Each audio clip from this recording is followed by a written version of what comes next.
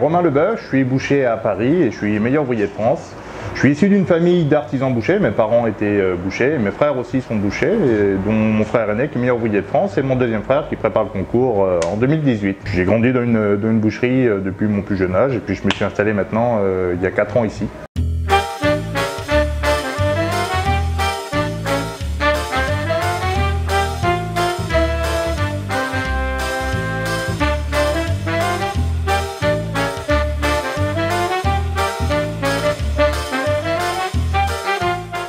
À Pâques, traditionnellement, on mange de l'agneau parce que ça correspond à peu près aux naissances. Les naissances des jeunes agneaux vont être quelques semaines juste avant Pâques. C'est pour ça qu'on a notamment de l'agneau de lait ou des jeunes agneaux.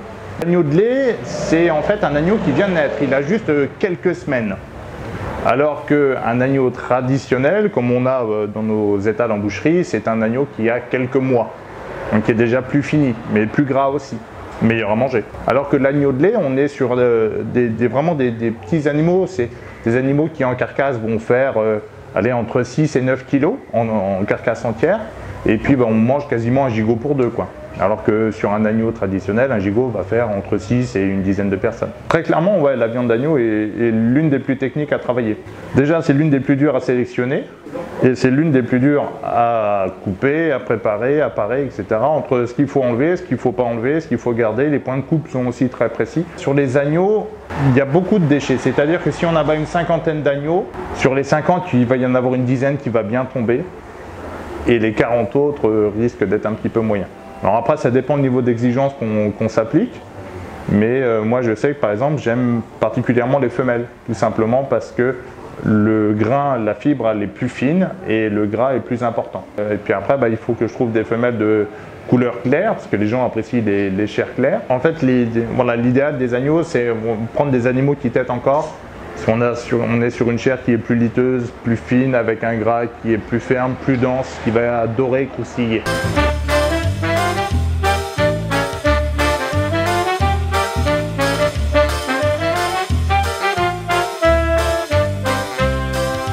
Si on veut travailler avec un boucher qui fait les choses bien, dans les règles de l'art, on va sur des viandes françaises. Ça va se traduire par un prix assez élevé. L'agneau déjà est une viande assez chère, plus le travail de sélection du boucher, on est déjà sur une gamme de prix qui n'est pas forcément à la portée de tout le monde. Ce qu'il faut faire, c'est surtout voir la chose comme un partenariat et non pas comme un raisonnement client-fournisseur. Là, on a 3 agnelles. Donc là, c'est vraiment des jeunes animaux, c'est des agnelles qui têtent encore.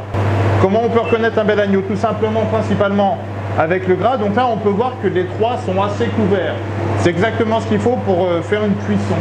Comme ça, on a du gras, donc ça nourrit notre produit, ça évite qu'il se dessèche. Ça, c'est important. Il en faut, mais pas trop non plus, parce qu'après, ça veut dire qu'on va avoir de la perte.